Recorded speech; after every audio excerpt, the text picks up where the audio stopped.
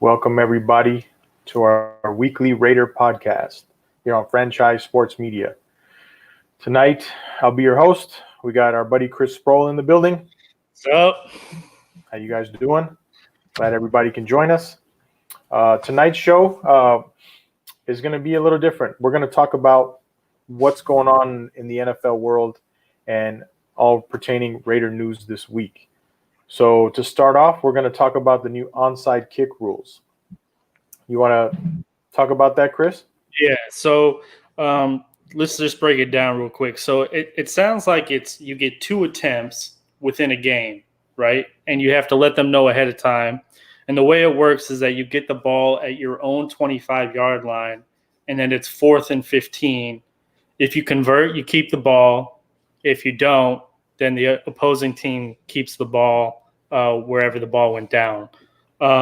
So I think it's interesting. We were talking about it a little bit earlier, but before they changed these rules with the kicking rules, it was like about a 16% conversion rate on onside kicks. And since they changed it, it's about 10%. So really, onside kicks they're not being converted at all. So I think it's an interesting way to change it up and make things a little bit more exciting. I'm a little bit of a traditionalist, but I kind of like this one. It still makes it difficult for teams, but also attainable at the same time. So that's kind of where I'm at. Yeah, I mean, that makes sense. I mean, NFL is trying to do whatever they can to keep the games close. One thing that I heard today also is that it's going to be an untimed down. Oh, that's important because then you have those guys that are going to just, if they're already winning, they'll just elect to do it and run out the clock. Exactly. Yeah, something totally Belichick would do. Oh, totally. He's always looking for every advantage possible. I was going to say, if there's any little sliver in that rule book, he's going to find it. He's going to exploit the hell out of it. Yeah, no doubt. 100%. So, they're going to vote on that virtually tomorrow. Because they have everything's virtual right now. They can't meet in person because of the regulations. Another thing that got tabled though was the Sky ref. Yeah. You want to talk about that? So it sounds like what's going to end up happening on that one is in the preseason of this year, they're going to add a ref to every game. So they'll be live at the event, where they can help out with judgment call type things. So you don't necessarily, it's not going to be a rule in season, but I think they're going to try it out this preseason and see how it works. That way you're not going back to Bristol, every time that you have, so there's this big delay. You'll have essentially a ref up in the booth, talking to the guys on the field, helping them out with the calls. So again, replay is given, it's one of those things. It seems like as a Raider fan, we always get screwed on replay. So I've always been kind of against it, but it's important to get it right. So I guess at the end of the day, if they get it right, and that's a big if, I'm all for it, but hopefully there's no damn index cards or anything coming out. Cause and that was the other thing I was on that onside thing. How many 3rd and 15s have we seen the Raiders give up year after year? As a Raider fan, I'm do I really want that rule come into play? Because it feels like our defense gets exposed nonstop. So, we'll see. Yeah, I think as far as that Sky judge, apparently they tabled that idea. So that's not even going to be up for vote in the preseason. Yeah, from what I understand, they're not even going to try it. So, but I don't know. It's the information is not really clear at this moment. Yeah. So we'll have to wait and see till more information comes out tomorrow. And they pulled that from the XFL, didn't they? Wasn't that it was the Alliance? Okay, it was the AFL, that Alliance Football League. Yeah. It was very short-lived, but they liked that idea. It made a lot of sense. But I think as Raider Nation, one thing that we would all really like to see, instead of having players and coaches mic'd up all the time, we would really like to see the referees mic'd up. so we can doubt. actually listen. What the hell are they saying? Like, Right. how many ways are they going to try to screw us on Sundays? No doubt. We need some transparency with these refs. Like I think that what do? They release a report like every Monday or something about like all the calls they miss. Like what the hell good does that do? Like I want to know what's going on in the moment. And I think honestly refs should be held accountable, especially for things that they can go back and look at and then blatantly miss. Like that's unacceptable, especially in this billion-dollar industry. Like I think we can afford to have good refs. Yeah, absolutely. Absolutely. It's just a shame.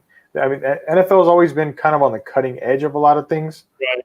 but certain things for whatever reason, which makes people even more suspicious about their ability to determine outcomes of games. Possibly there's always a conspiracy theory, but a lot of that can go away by having the refs mic'd up.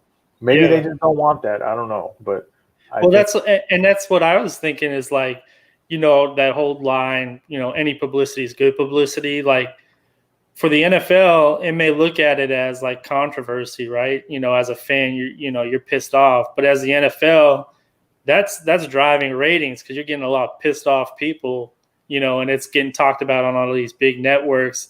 It's for a good discussion. So yeah, I mean you're right. Maybe the NFL doesn't want to fix it. Yeah, maybe they don't. So moving on from that now, I don't know if you saw this week, but kind of social media was kind of there was a lot of excitement in Raider Nation because apparently it leaked out that not only the Josh Jacobs, but Cleveland Ferrell both got Raider tattoos. Yeah, they both get the shield tattooed to them, which is pretty crazy. Yeah, so as a person with tattoos yourself, like what are your thoughts about that? Yeah, no, I thought it was pretty interesting because, usually you get something like a tattoo, it's meaningful to you. And obviously, for those guys making it to the NFL, getting put on an NFL team, that's obviously going to be meaningful. But with so much player movement in today's sports, you don't really ever see that, guys get team because, for all we know, 4 years from now, they could be on another team and they're rocking this Raider tattoo. But I think it kind of speaks to, the guys that they're drafting, their loyalty, their commitment to the team. That's great. My first tattoo when I was 18 was I got Raider Nation tattooed to the back of my arms. Maybe that was a dumb 18-year-old mistake, but no, I mean, it's cool. I love it. And then, Dame Lillard has the Raider tattoo on him as well. It's a little different. He's playing a different sport, so he's always going to be a fan. But I thought that was pretty cool. Yeah, I thought that was pretty cool. Yeah. And it sounds like right after that got put out, Max Crosby was looking for a tattoo artist, so might be seeing it on him too. Yeah, and apparently the other rumor is that possibly Keyshawn Nixon might want to get in the mix. Yeah, so, I mean, those guys, if you follow them on their social media, like, they're pretty active. And, I saw like Henry Ruggs was getting tattooed. Wasn't getting a Raider tattoo, but, those tattoos, I mean, it's, it's kind of a cultural thing now. It's artwork for a lot of people. It tells a story for some. So I thought it was kind of cool. And then like going back to Max Crosby, after he was drafted, he was drafted 106 and he got 106 tattooed to him. So like I said, like those tattoos tell a story. So it's pretty cool. Yeah, I think the bigger thing that Raider fans need to realize is there's a sense of legitimate camaraderie here on this team. Yeah. I don't know what the hell the Gruden and Mayock have done, but they've done a really good job with what's going on, building this culture back up. Because let's be honest, for the past 30, 35 years, the Raider organization has just been a turnstile. Just guys coming and going. Yeah. But, these guys are going out and they're getting, Raider tattoos on their body. That's permanent. That's not going away. Right. So to me, that's significant. Whatever Gruden is selling, these young cats are buying in on it. Right. No, and I think it goes to that like whole culture thing. I think, a few years back we thought we had it with, Derek Carr, Khalil Mack, Amari Cooper, Gabe Jackson, those kind of guys. We thought those were going to be like the building blocks for years to come. And, obviously not many of them have worked out thus far, but, for the Raiders. But it's kind of cool. I mean, it speaks to the guys that they're drafting. They're drafting guys that love football, that are committed to it. Obviously, those type of people resonate with, Mayock and Gruden. And for Gruden and Mayock to get it out of them as well, I think that's cool. It's important. You want guys that want to be there. You don't want guys that don't want to be there, because the NFL season, it's a grind. Like you have to be committed, and it is cool because it seems like these guys are interacting with each other off the field too. It's not just an on-field thing. Yep. Derek Carr put out a video last night of him, training with all his guys. Like, they don't have to do that. Nobody's watching them. So it's pretty cool. He had Darren Waller, Hunter Renfrow. It's him, Alec Ingold. So that's cool to see those guys like get together and hang out.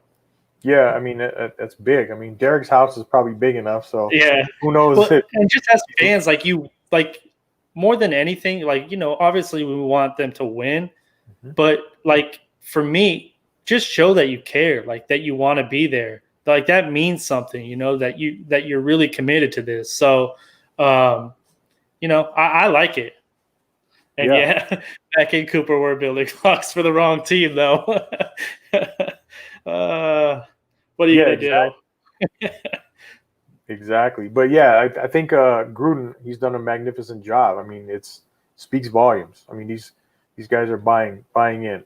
And also, you also got to keep in mind too that these guys that are doing that came from big programs. Yeah. They're all about the culture. Jacobs was at Alabama, Ferrell was at Clemson, obviously. So there's a reason why we keep going back into that well and keep pulling players back out of that well. And what's interesting too is guys that are coming out of college, they have a connection with the college that they've gone to, right? Mm-hmm. Regardless of how long their career is, they always go back to the college. They're always posting pictures about the college and, hyping up guys that are coming up from their college. So, if you're able to get that kind of same mentality with your team, I think that can be beneficial. Make guys feel connected to the team. And, a tattoo is, like you said, it's something that's going to be on your body for the rest of your life. That's the ultimate commitment.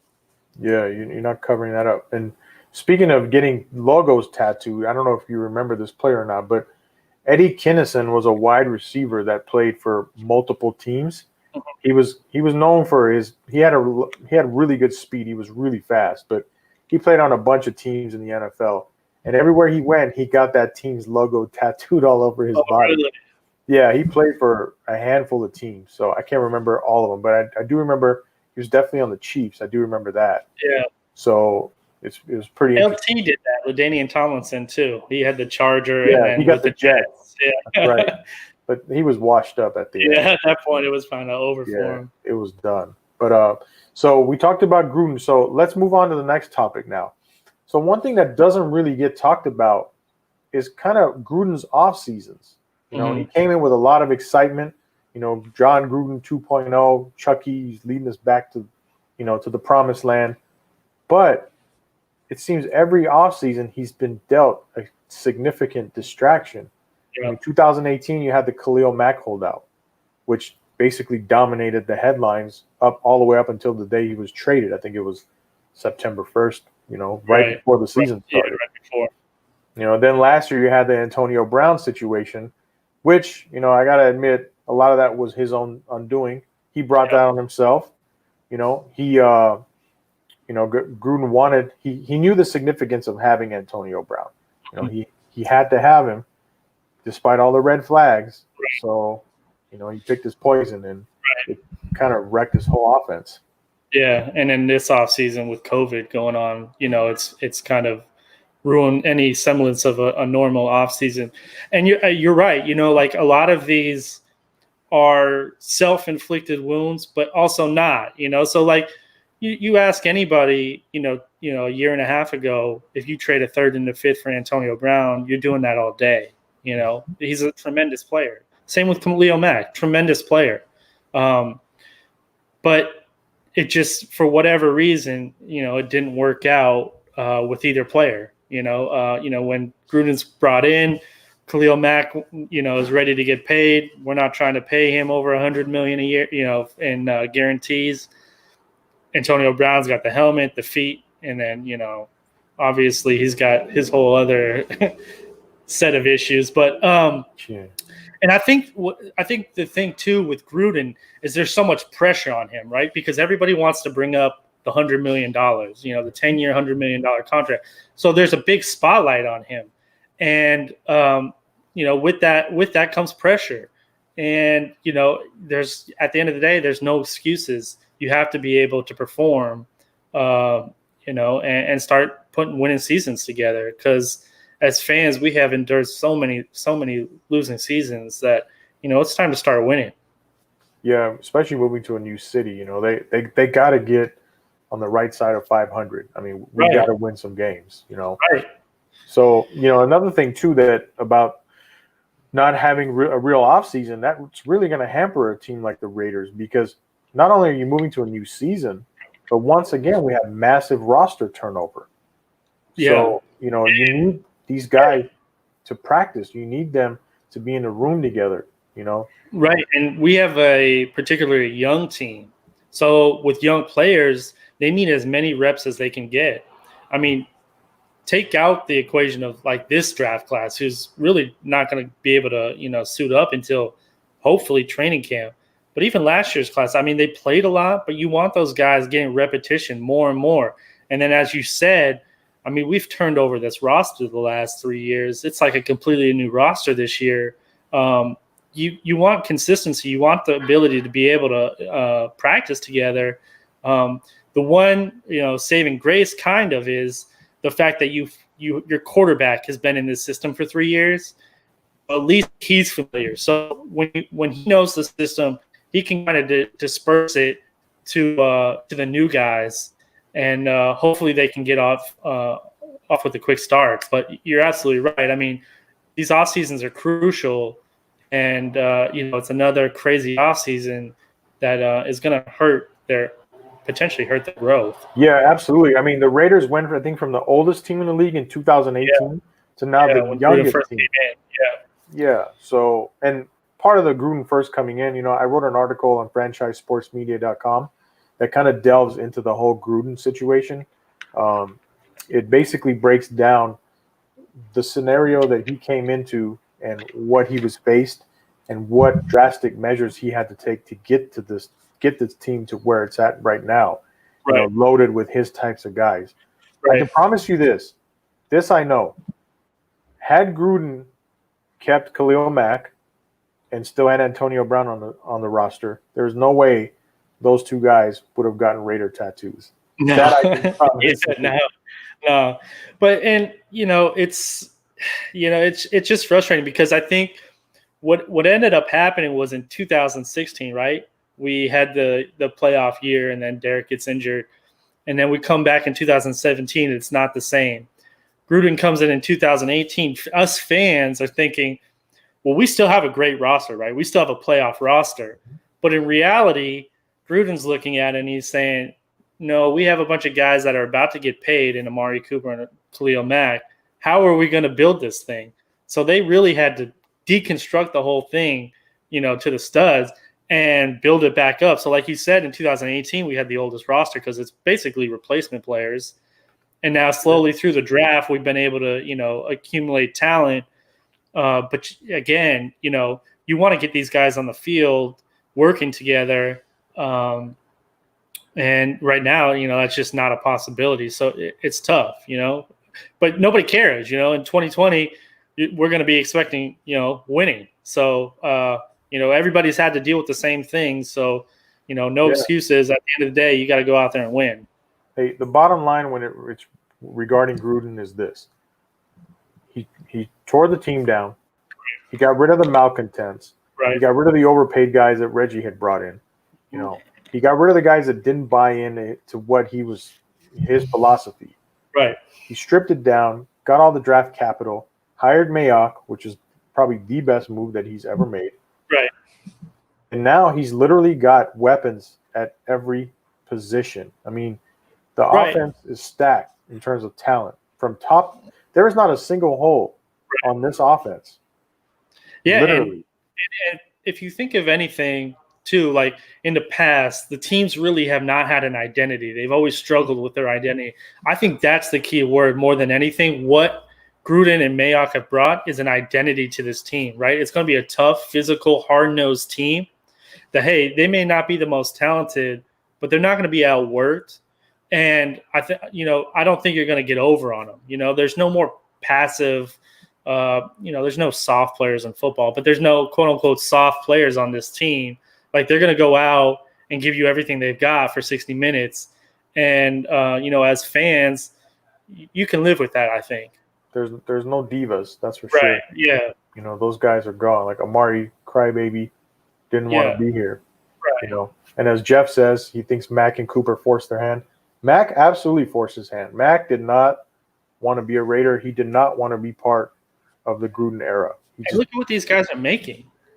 They're making a shit ton of money, which, is fine. But if you're trying to build a team, like we weren't at that position, we still had a ton of holes to fill on the roster. And so, like, while it sucks, obviously, to get rid of a player of Khalil Mack's caliber, you got to think for the long haul. Like, is that the way that you want to build a team? Some people will counter and say, like, you can get creative but I think you go for the flexibility. It sucked at the time. But I think now where we stand, like you said, I think we've got much more of a competitive roster, 1 through 53. For sure. I mean, the talent on this team from 2018 to 2020, right, night and day. Right. I mean, it's you just look even on the defense. We got a bunch of young, hungry guys in the defensive backfield that we haven't had. We're not going out and overpaying for all these old veteran players like Sean Smith and getting all these washed up old safeties, right? Like Reggie Nelson. I mean, it's a new era. I mean, it's rough. It is. It's just everyone. Raider Nation is tired of seeing running backs and tight ends and receivers run right down the field on us. Yeah. And I think that'll be the interesting aspect this year is to see those young players on defense because we are young on defense. I'm pretty confident with the offense because, like you alluded to earlier, there's so many weapons on that side of the ball. It's really hard for them to fail. But our defense has been a sieve for, forever. But I like the attitude. I like the type of players that they're bringing in. And I hope they, turn this thing around. There's going to be a lot of pressure on them. Yeah, there is. And, obviously the stadium has been sold out for months. Right. And there's excitement. Las Vegas has shown. You want to capture that. You want to capture that. And Vegas has shown that they will embrace a professional team. I mean, just look at the Golden Knights. I mean, that first year they went to the Stanley Cup Finals, right? And almost won the whole thing. Right. So you drive around Vegas, and all you see is Golden Knights stuff all over the place. Right. So yeah, I mean, you definitely there's going to be an allure to the stadium, regardless. For the first couple of years. But at the end of the day, you have to win, for people to care, especially Vegas, LA, those places. There's a ton of other things for them to do other than football. So, you got to capture that audience quickly. 100%. Mr. Vegas himself has joined us. Here he is. So El Chingon. El Chingon. Hey, you want to defend your sense against Raider Rich? Nah. Hey, no. Like honestly. Part of being one of the executives of the franchises, you got to take care of franchise business. So that's what I've been doing. I've been having meetings and all kinds of other shit going on, and having to put out fires. So I did want to jump in, and you guys got me for 2 beers tonight. Nice. That's how we're gonna do. We're going 2 beers tonight. So Dos manos. Yes. So to Raider Rich, man, my girl's using my headphones, but it's okay. I took hers. But hey, Joe, what do you think about what Jeff just said? I mean, you obviously Rooz and I don't live in Vegas, but if the Raiders aren't successful, do you think that they're going to still be a draw? Like, or are there too many other things to do in Vegas? Is there okay? So I think Jeff, and if you want to jump in and reply in here, you win year one or win in 5 years? No, yeah, because I said like my point was, the stadium itself is going to be an attraction for the first 2 or 3 years, but after that, if they're not winning, you think that there's a strong enough fan base still there? Okay, so what I say is, with the Golden Knights having success year one, going to the Stanley Cup Finals, that literally took any honeymoon period away from the Raiders. Right. Like, there's no way that they could come in and have a year where they're 5-11 or 5-12 or whatever, they're going to 17 or which will be 2 years from now, but whatever, or 6-10. Like, they can't have that year one. Right. They have to be competing for at least the wild card spot, especially with the extra wild card spot available. So with that being said, I think there already was pressure for the Raiders to come out right away and have a successful first season. So if they go 8-8 for the next 2 years, and let's say they're in the playoffs one of those 2 years, Vegas is going to be cool with it. I think there's a 3 or even 4 year window of the stadium being new. Yeah. For those that don't go to the Raider games, that will go to UNLV games, but want to see the stadium for the Raiders. Yeah. So I think there's that side of it. But the Raiders do have to go out there and win. I mean, no doubt. The reality is this is a better team on paper than what they were last year and even the year before. The defense on paper is better. They have more athletic and length and more speed. Offensively, they have way more speed than they ever had probably in the last 10 years, maybe even 15 years. This is the team that should go out there and compete. It comes down to quarterback play. It comes down to play calling and execution, and then defense making plays. I mean, it's football. It's not brain surgery. It's not that difficult. And I think the tough thing there is, like, I don't think anybody will dispute that the Raiders got better and are a better team. The issue being is I think they probably play in one of the best divisions because that whole division got considerably better, and it already has the Super Bowl champion. So it may be for naught. Like, they may run it back 7-9, but be a way more talented team, So that's a scary thing as a fan for me. The schedule is significantly more advantageous this year than there was last year. Yeah. But even then, that can change, like you could run it out, and then all of a sudden, you look at your schedule and, like, everyone's hella good. Like, everyone's a playoff or everyone sucks. So that first 5 games, I think, is going to be crucial for them. Mm-hmm. Well, but the fact that they finished 3 of their last 4 at home, something like that. I mean, that's a way to finish. Look, the reality is they don't have a lot of travel, and you're right. That is probably the tough. I mean, you can make the argument the AFC West may be the toughest division in the NFL. Top to bottom. But at the same time, I think it's more than just the record. If they're entertaining, you got to remember Vegas is about entertainment. Yeah. Okay. So if they're entertaining and they're a 7-9 entertaining team that's in a lot of games and just fall short, but they're so young that it's like, damn it, we got something we're building on here. People are gonna I want to go see this game. And the reality is this. I think it's gonna happen in Las Vegas. I think it's gonna go starting next year. It's gonna be the Raiders, the Golden Knights, the Lakers, UNLV Athletics, and then everything else. I honestly think that's going to be the pecking order. And what about MMA? Like, MMA is probably in there. Well, but you're not going to have an MMA fight or a boxing match when the Raiders are playing the game on a Saturday. Yeah. You may have that occasional one, but I mean, but see, here's the thing. This is what's great about it. Picture we call it fight weekend in Las Vegas. But fight weekend. Let's say you have a boxing or an MMA match, but let's say Friday night is everybody gets into town. Yeah, the boxing match on, or the combat sport match on Saturday, the Raider game on Sunday. Yeah, I mean, that is a hell of a weekend for Las Vegans. And take it even further, and it won't happen because it's in February. But there's a weekend in Vegas where literally you have NASCAR, you have the largest 7-on-7 high school football tournament, you have fights. there's the rodeo that's in town, which is huge, and there's one other event. That weekend, every hotel is booked up, and it's like the weekend of the third weekend in February every year. It's crazy, and you're sitting back like, damn, like the strip is crazy. Everything, all the prices are marked up. It really sucks if you're local. Yeah. But it's also a really, really fun time if you got people in town. Well, not to mention also all the concerts and performances that are going on. But who knows with COVID, like what's going to happen, because a few clubs are shut down completely. Well, let's take it like let's look at it like this. You could have a weekend where UNLV plays an opponent on a Friday night. You got a combat sport on a Saturday night, and Raiders on a Sunday. Or and let's say if UNLV doesn't play on that Friday night, let's say you come into town and you bring in your significant other, you go to a concert on Friday night, or you go catch a show Friday night. Yeah, I mean, so I don't think that the Raiders. I don't think they're going to be up against too much. They got to go out there. Let's just call it a spade, right?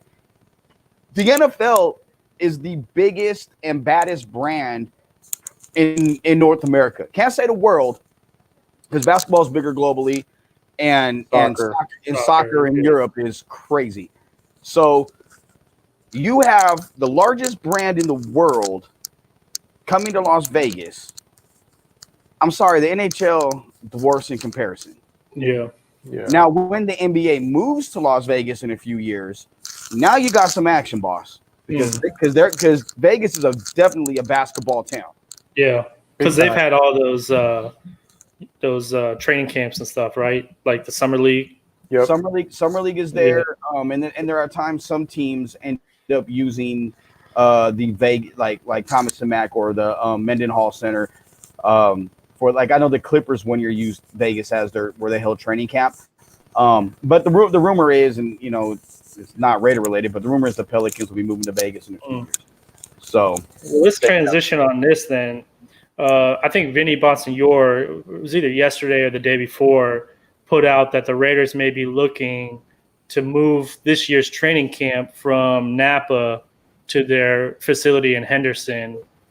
What do you guys think of that? Because they've got a pretty nice setup in Napa where literally they can leave the hotel, walk across the street, and they're on the field. But with everything, it's a lot more restrictions here in California. What do you think about that possibility? They can do that in Vegas. Yeah. Well, that's what they're seriously considering.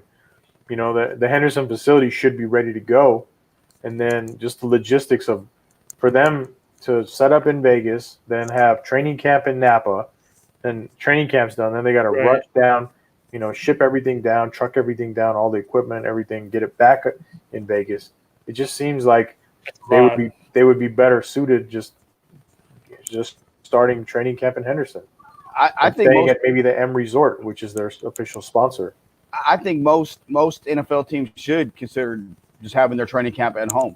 I mean, I don't see, I know the Cowboys are doing it. There's a few other teams. I don't see the big deal with we have to go to St. Norbert College to have a training camp, or we got to go to Napa or Oxnard.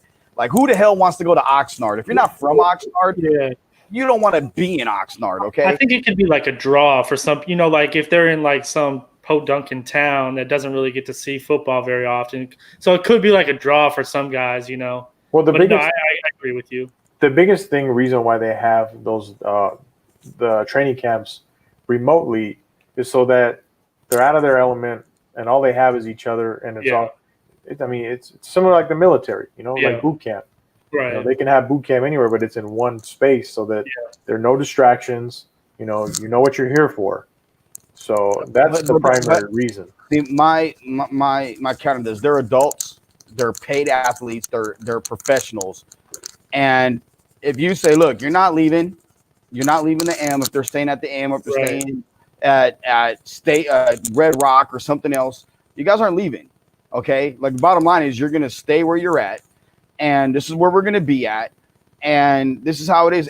It'll be no different. And quite frankly, it would make more. I think it would be smarter for them to stay in Vegas if they're going to do it, because they got to get acclimated to the heat. Now Right. I know you have the translucent rooftop or whatnot, Yeah. but you still got to be in the heat throughout the day. Your body's still going to shed water weight. Your body, and you can go to your facilities and go to your place and kind of feel at home. I think that's more advantageous than going and sleeping on a bunk where you're like waking up and your back hurts and your hips and your knees hurt when you wake up in the morning and you're walking like an old man with arthritis.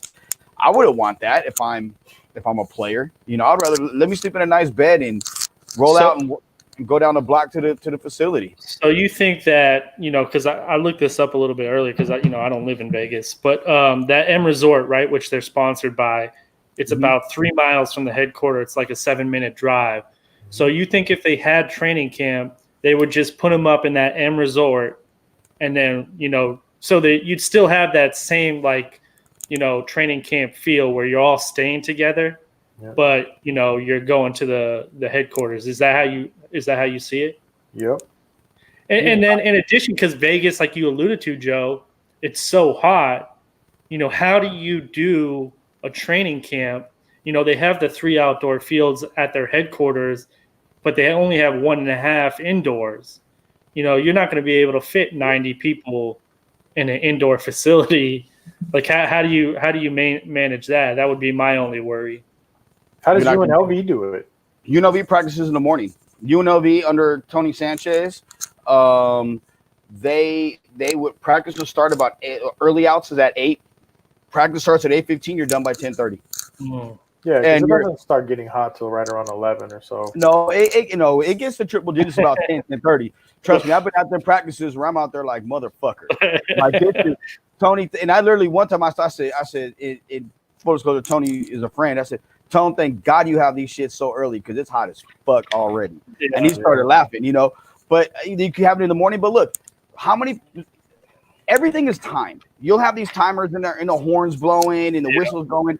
You could have one positional group in the dome because it's right next to each other, and everything is marked and timed. And boom, guys are moving around to their various stations until you're going full team. And then if you're going one-on-ones, you're going over here.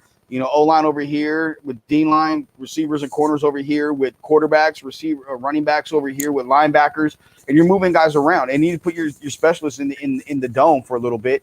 And then when it's time to get out special teams, boom, you roll them out, and certain guys go back into the dome. You can coordinate things. Yeah, that's a smart way of thinking about it. I didn't even think about it. You could probably do offense inside one day, defense outside, and then kind of rotate that. Special teams got to be outside all the time. I don't give a fuck. Those guys aren't doing anything. Well, they can stand the heat. Another thing you got to keep in mind too is because of the CBA, they're restricted on how much practice time they get. Yeah, that's true. Yeah. They can get in teams who get fined for that if they get caught practicing too long. And how much hitting actually is involved. And that's something where I see both sides of it as coaches. From a coaching perspective, as someone that coached we'll be back in it soon enough, but you want to have as much time, in pads as possible to guys to get their technique. Because I think it's part of the problem today with guys tackling. You don't do it enough to have it perfected. With that being said, I've always been cognizant as a coach of how much time we're in pad and how much time we're in helmets, how much we're hitting. And in Vegas, what they end up doing, especially at the high school level throughout the year, is they'll literally give a water timeout between somewhere in the first quarter and somewhere in the third quarter of games during the summertime because you want to keep your guys hydrated. I've also seen it in California coaching where at halftime when it's so hot on a Saturday, they'll literally turn the sprinklers on the field to wet the field down on the field turf to cool that down for the second half of the game because as it's getting hotter throughout the day. There's plenty of ways. I mean, these guys are a hell of a lot smarter than me, and they know what they want to do. But I think at the end of the day, they're going to do – I think they already have their plan for both, for if they're in Vegas or if they're in Napa. And the way things are now, you're going to have the positional groups. It's almost like a circle. They're just going to rotate, from drill to drill. Yeah, one team would probably be inside, one team would be outside, and they'll alternate or something. Right. Yeah. And I agree with Rooz. I think probably more than anything from a logistical standpoint, it makes sense just to set up camp in one place, right? So to set it up in Henderson, that way, like you said, you you're not moving equipment to Napa and then from Napa to Henderson, and then all of a sudden it's time to start the season and nobody's been to the Henderson facility. So, and I know Mike Mayock brought that up, a while back ago, that he kind of wanted mini camps in Henderson because he wanted, the newness of things to go away. He wanted people to know where to go. He didn't want like people being ooh and on in the facility. He wanted it just to be football by the time they got there. And so I think by moving training camp, it may make sense. I think financially it makes sense because that's less cost you have to spend going to Napa, and with as much money as they could, teams could potentially lose and leagues could potentially lose because of the COVID-19 pandemic and fans who may or may not be allowed at stadiums and with that and how much money they've lost in revenue overall. Yeah, and here's another thing, and the players aren't going to like this, but I know with the NBA it's like this. If you've seen baseball's proposal and what they're trying to do financially, don't expect that salary cap to jump a lot next year. Yeah, I heard it might go down considerably. Exactly. So there may be way more free agents and stuff available next year because of this and because of the lack of income and influx of money coming into teams in the league. So that's something to keep an eye on as well. Yeah, especially if you don't see your team as going to be competitive. Does it make sense to invest in maybe, flyer type players? I know the rate, just for example, like Prince Amukamara, we just signed, right? You wouldn't see that maybe next year because you'd be cap strapped, Or also how they structured the deals, Yeah. Like maybe if it's a 2 or 3 year deal, they give all the guaranteed money the first year so they can get out of the contract after the first year or after the second year without long-term ramifications. I know it's not on the rundown, but you think Amukamara makes the team? Yeah, I do. Yeah. I think I think he does for a couple reasons. We have a lot of youth. He's got a lot of starting experience in the league, and with COVID-19 and the amount of limitations these guys have with practicing, I think he would have a much easier time getting acclimated than a guy like Robertson or Arnett, for example. I'll put it like this. I think someone would have to show out so much in training camp that it's just too obvious that he's the starting corner, where Prince Amukamara at that point doesn't make sense. But like Rooz just said, I think with so many unknowns in terms of the players, it may make sense to have that veteran guy in the room that those younger guys can learn under. He's cheap insurance, so I think it makes a lot of sense. Low risk, potentially high reward. He's a lot cheaper than Eli. He's just Apple. solid. He's just a solid player. He's not great. He's just solid.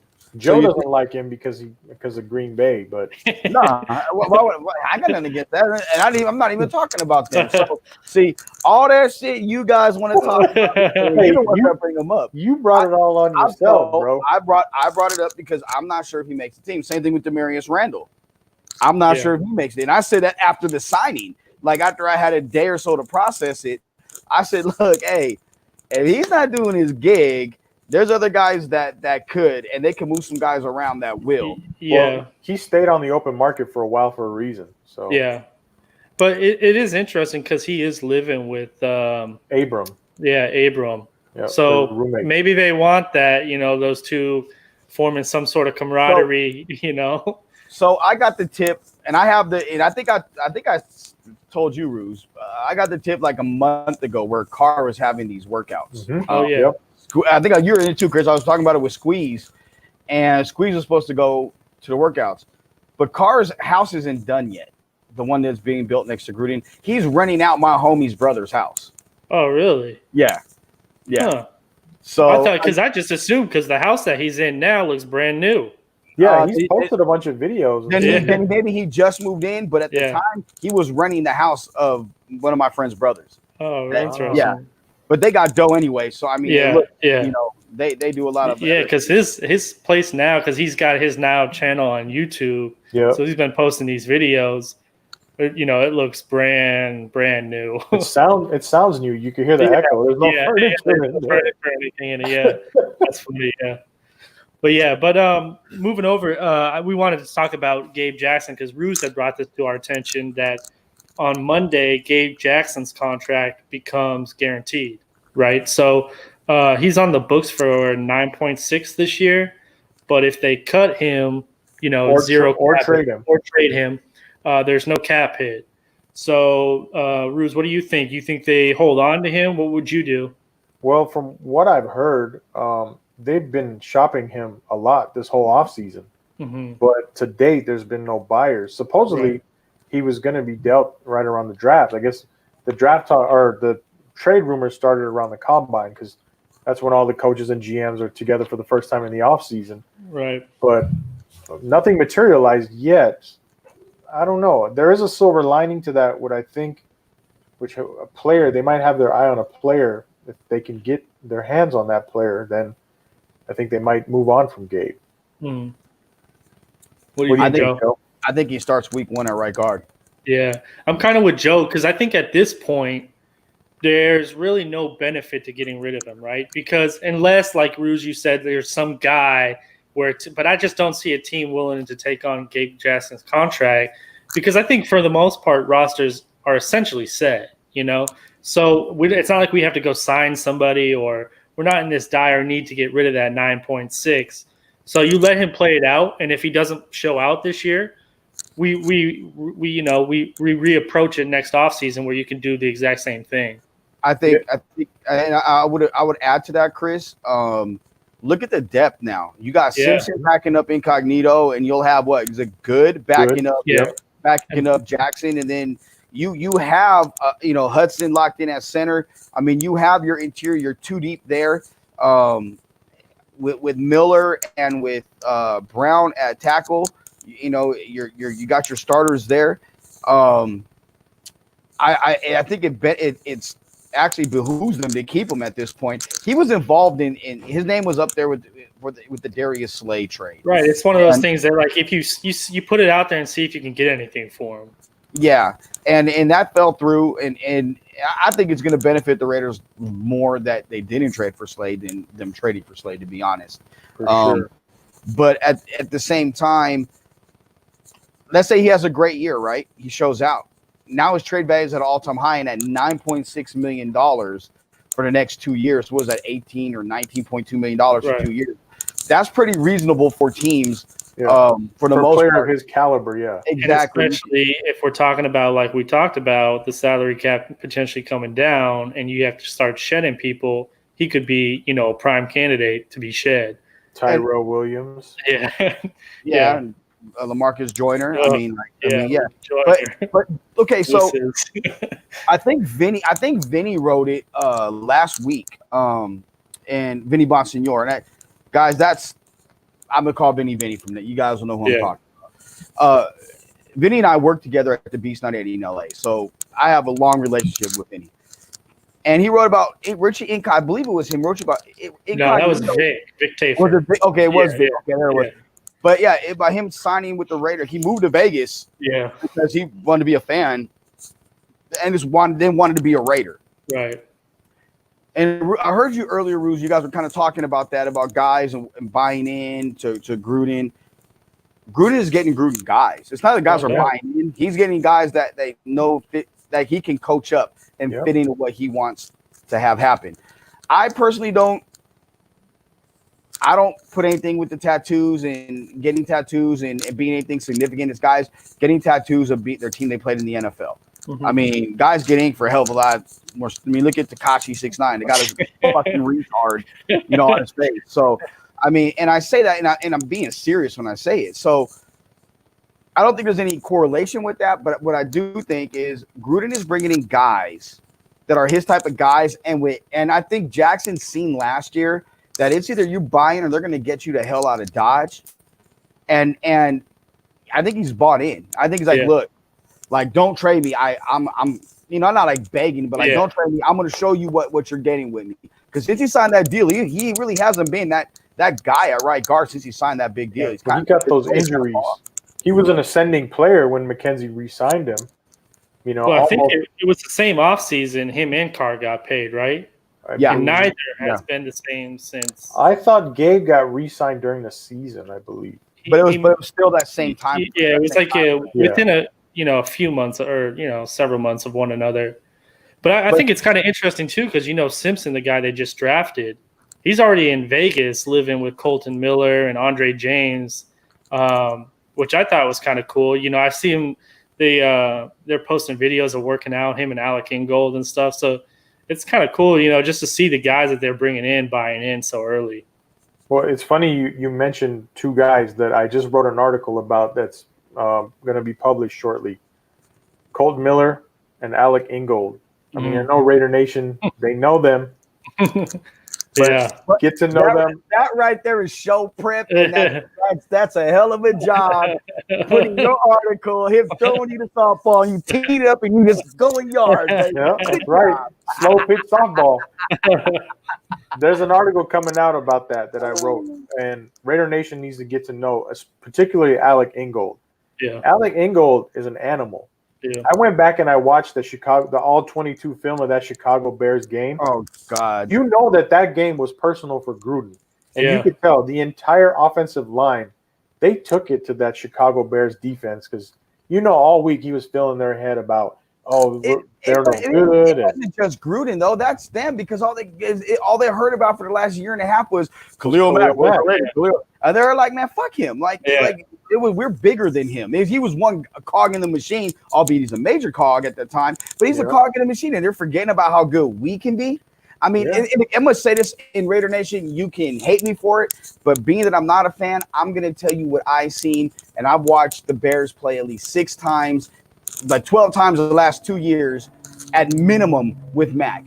Mack against good or better offensive tackles, guys that are the best at their position, they handle him one-on-one. Yeah. It's against the shitty teams, the Cincinnati Bengals, the Cleveland Browns, those types of teams, the Detroit Lions, where he racks up huge sack numbers. And you know what it is it seems like those games are always on national television. So the national audience is like, man, how could you have gotten rid of this dude? He's such a monster. Yeah, it makes it worse. Yeah, it does. It's just, But back to the point I was making earlier before I lose my train of thought. Alec Ingold, he was putting his helmet right in the chest of Akeem Hicks in that game. If you go back and watch that game, he took it personal. He was laying dudes out. And then, of course, Akeem Hicks got hurt later in that game. But that game was all about they were tired of hearing about Khalil Mack. At the end of the game, too, when Maurice Hurst, I think he got a sack, he impersonated the Khalil Mack sack dance with the LeBron James thing. Yeah. No, that was dope. Ingold is an old school fullback. And look, and this goes to the school he came from. They produce tough, hard-nosed dudes.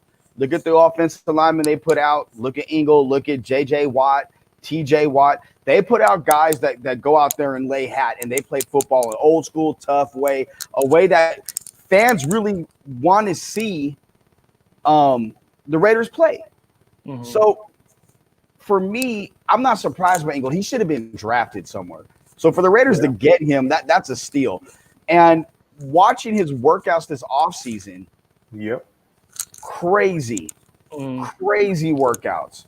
So, I mean, like, I'm not surprised by Ingold, but I do think the fullback is becoming more in vogue or coming back in vogue in the NFL. Yeah, slowly being integrated back in. Football doesn't change. And I think your other guy there, Rooz, Colton Miller, I think he took a big jump last year. I was as down on him as anybody that first draft, that first year. But, he dealt with injuries and stuff, and he really bounced back. He played really well last year. And then to translate that, I'm looking at Cleveland Ferrell, and I'm thinking, okay, he was sick last year. He was playing all over the place. Can he make that that jump the same way that Colton Miller did? And I kind of hope so, If he's an 8 to 10 sack guy, that's what I'm looking for. Wow, Chris hopeful about Cleveland? Yeah, you like that, huh? If Ferrell is an 8 to 10 sack a year guy over 10 years, he would have a Hall of Fame type trajectory. Yeah, I mean, yeah. But I know that number always gets tossed around. I always hear like 8 to 10 sacks, but it's not really realistic over a career for a player like him. Right. That's not really his game. He's not a twitchy, dynamic edge rusher. Right. He's more of a power. He's more of almost like a Nick Bosa type guy, where he's more of a power technique type of guy. Yeah, and you know what's interesting is I've been doing my social media scouting because I follow him on Instagram.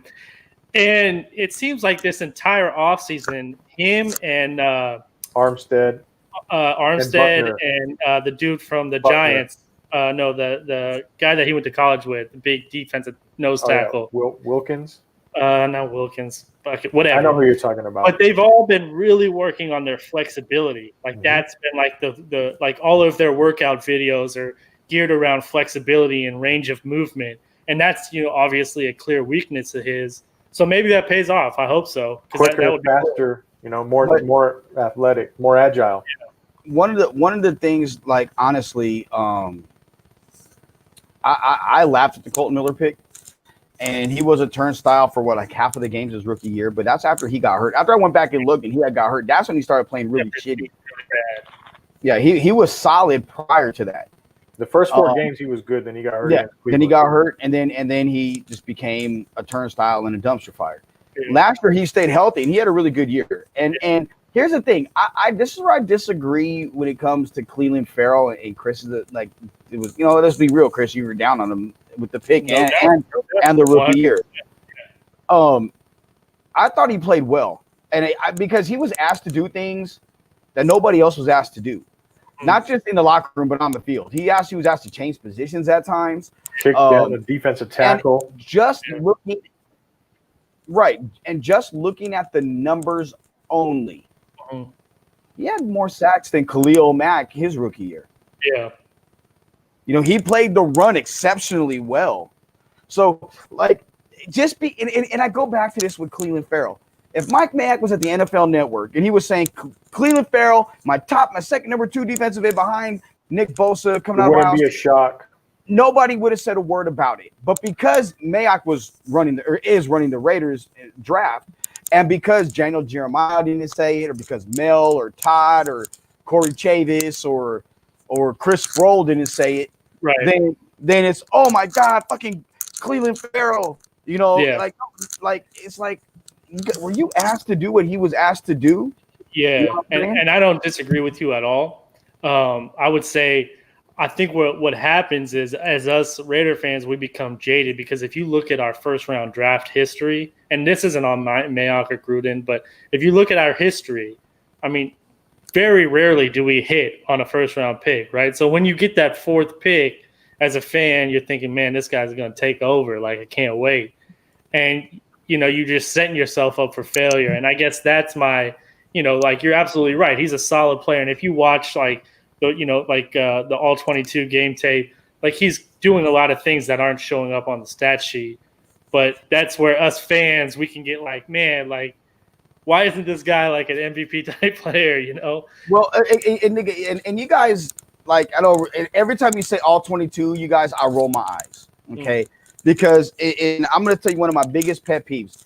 And if you got ladies and children that don't like cursing around, then you might want to mute me for about a minute, because I'm going to go on a fucking rant, okay? The all 22 don't tell you fucking shit, okay? You got less than 3 seconds to make a decision as a quarterback. And because you watch all 22, you know the Gruden offense. You know where the quarterback's supposed to go. You know that the receiver run the correct route and didn't have a different route adjustment that the quarterback thought he should have had. And you knew the line protection. And you knew the check with me. And shut the fuck up. You don't know Gruden's offense and what the play was called. Just because you learned Spider 2 Y banana on ESPN from Gruden don't mean you know Gruden's offense. But don't you know my credentials as a social media scout? Oh, my bad. You're all knowing, bro. You're self-taught, man. Yeah. No, but my point is, all 22 will show guys open, but at the same time, you don't know where the quarterback's head may be here, but his eyes may be over here because he's moving the safety over because he's going to go over here. So just because you see that doesn't mean it's necessarily the truth or what happens. Just because NFL is making $100 off of you because they want you to look at things from the all 22 like you're a coach. It's free right now, though. Oh, okay, right now. just like the pink outfits that everybody wears, the pink outfits, the people actually get 3% or 10% or something like that of the proceeds. The 90% goes to the NFL.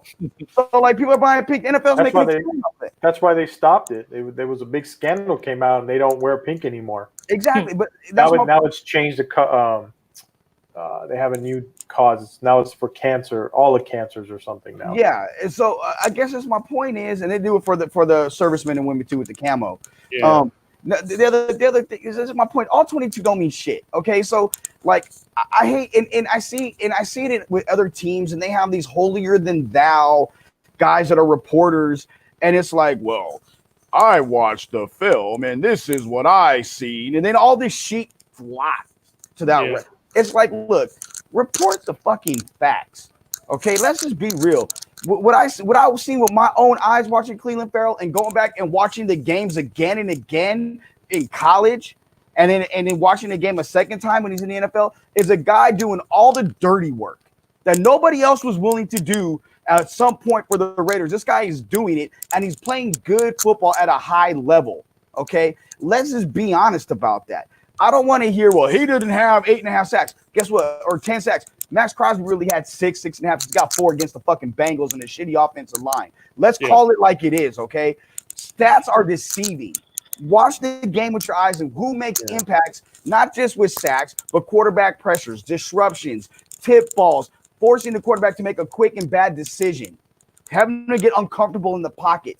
The disruption of the defense causes more of a it gives more havoc to offensive coordinators and quarterbacks than necessarily just sacks. Because a lot of guys can just rack up sacks, but are they disruptors? That's the big question. And I think, as you know, and that's where I kind of want to see him improve, is that flexibility to bend the edge a little bit better, because I think he is a little stiff at that point, which makes him a great run defender. But when you're trying to collapse that pocket, it seems at times he can kind of get stuck on an offensive lineman, because he's not able to kind of like bend that corner, and that would be my criticism. Well, but, and I, we'll see what happens. I mean, in his defense, he was a rookie. Usually, linemen, offensive and defensive linemen, they need at least a full NFL offseason in a strength program and nutrition program. They got to get their body right. You got to remember, these guys are going from playing against like Wake Forest or whatever to all of a sudden you're going up against a Hall of Fame offensive lineman. Right. It's a totally different game. It takes time. Your body has to mature. You got to get stronger. You got to have more endurance because you're playing a lot more snaps. As far as the all 22 is a tool and should be used as a tool. It's not a Bible or anything like that, because like Joe said, we don't know what the play call is. We don't know what each person's assignment is. That's why I think Pro Football Focus is a pile of dog shit, because they give out these ridiculous grades, that some grading system that some fanboy made up, and now that's like the gospel. Like that's I know Mike Zimmer hates the coach of the Vikings, Joe's second favorite team. He hates the Vikings, but Zimmer does not like Pro Football Focus. He's old school multiple times. And see, I'm old school, and I don't like it either, because you got nerds making up numbers. Exactly, bunch of fanboys. And look, at full disclosure, I'm all for all kinds of analytics if you can justify them. But when people make them a Bible and people swear by them, I have an issue with that. Look, my favorite line in any movie, I think just about any non-fictional movie, it comes from, it's fictional, or no, it's not fiction. It comes from Moneyball. And when Billy Bean tells the head of scouting, adapt or die. Like, I get it. Like, adaptation is key in life and in sports. But at the same time, it's not the end all to be all. And that's my point. And there's far too many people that have never laced them up, that have never been live when the bullets are flying, that's not making the play calls, that doesn't know how to call a damn play. Guys that are just standing all their whole time, they've been in the band or they've been reporting and they've never done it before. And they're telling you, or telling people that have, like, this is where you went wrong. They're telling Gruden, you fucked up here. This guy won a fucking Super Bowl. This guy is a highly successful NFL head coach. Who in the hell are you to tell this guy what he's doing wrong with the offense he's created? You see what I'm saying? Like, I have a major issue with that. Econ, finance majors, analytic majors, bunch of nerds. but you can't. Pencil But you, neck geeks. well, no, that's what you are. But you're not a fucking nerd, okay? So, No, I'm like, a social media scout. Let's get that straight. yeah, no, but the difference is, Chris, is like you're logical. Like these Yeah. guys are totally like it has to be like there's you at least listen to different reasoning. These guys are like, nope, the numbers say this, the computer says this. Dude, Right, and there's a tackle. human aspect to all of this, right? You know, it's not all numbers. You know, you can't really a number can't gauge a personality type or things of that nature. So yeah, I'm all for you. It's just you got to use all of your resources to make a sound decision at the end of the day. Like I said earlier, man, it's a tool. Analytics is a tool. The all 22 film is a tool. The eye in the sky is a tool. Right. But that's not the end all be all. I guess as someone that played and as someone that's coached, and I've coached at the semi-pro level as offensive coordinator, a defensive coordinator in high school, as a head coach in high school, as a recruiting coordinator in high school, helping kids get scholarships, not recruiting them to the high school. Let's get that clear. It's different when the bullets are flying. It's just different. It's no different in anybody's line of work. They could say, oh, I could be a reporter or start a media outlet. But do you know all the shit that comes with it? Like, there's so much things that I deal with on a daily that squeezes. God bless him. He's got 3 different businesses, and they're coming at him daily. Rooz, you with your stuff, got stuff. Chris with his stuff. There's so many things that come at you. And on the football field, you literally have split seconds to make a decision. This isn't Madden. This isn't NCAA college football on PS3. This isn't some simulation. This is real life.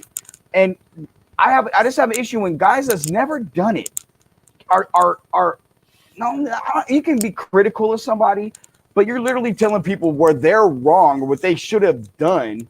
Yeah, it's impossible. Like, it's just stupid. Exactly. But I mean, hey, you're making money from it. God bless the NFL for doing it. But for me, I just have an issue with it. And it's the purist in you, Joe. You're just a purist. Nah, bro. I think out of all the leagues, baseball, football, and basketball, I'm gonna say those three, the 3 major sports in America, football has probably been the most innovative, and that includes the NBA. NBA has done some different things, but football is constantly trying to reinvent itself now, and I respect that. But like I said earlier, football is still football. What you see with a spread offense, and they're still running power, and they're still pulling guards, and all they're doing is spreading you out. They're just disguising it differently. Exactly. It's wider splits. It's no different. It's no different than when Joe Gibbs started using double tight to try to stop Lawrence Taylor. None of that is different. It's Joe Gibbs or Tom Landry, one of the two. Gibbs. But there's no different than that. Then going to a 34 or 43 defense. It's just the way you disguise things. And football is still football. You still got to line them up. You still got to hit. You still got to execute. At the end of the day, the Raiders have been poor at drafting people in the last, let's say, since Gruden left, right, the first time. The Raiders have been poor drafting people. There's been poor execution. Guys, they have lining ups not doing their jobs. Some guys are just there for a payday, and some guys are past their prime. They're finally in a position right now where they have guys that are athletic, guys that can line up, guys that will go toe-to-toe. They're disguising things. They modernize their team. It started when Reggie modernized the scouting department, and John has taken it to a whole nother level in the next step in organizational development and modernized the Raiders where now they are a legitimate team that can contend for a playoff spot. All 22 doesn't always say it's the right thing, but damn it, a lot of times it's not the wrong thing. It's just not executed the right way at that particular time. Yeah, no doubt. There was some crazy. I forget who posted it, but like it was like a note, like every player that got drafted after a Raider player got drafted in the first round, and it was sickening of like the last 10 years. Yeah, I've seen that. Aaron Rodgers. Yeah, like Larry Fitzgerald. Yeah, it was. Oh man, I lied. 3 beers. Okay, there you go. So let me ask you guys this now. Let's transition into the roster. In your guys' opinion, what's the biggest glaring hole on this roster? Because we talked about how they reconstructed the roster. Gruden's got all of his guys. He's got all of his weapons. They got a lot of players on defense, young, hungry players on defense. What's the one biggest hole you guys see as the team's constructed right now? Yeah, I think obviously there's a lot of youth at the corner position, so that's an obvious one. But I think there's a lot of potential there. I think there's a lot of good young players there. I would look at the defensive line, honestly. You alluded to it earlier, Joe. Max Crosby had 4 sacks in one game. Other than that, he would have had 6, right? And he's our, essentially our star defensive end. Other than that, there's a couple nice players, but nobody that's going to, blow you away. So I would look at the defensive line as somewhere, and that's how you affect the game in today's NFL is to get after the quarterback.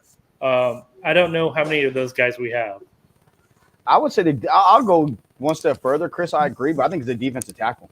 Mm-hmm. Like I'm gonna name a specific. Other than Mo Hurst, who's there?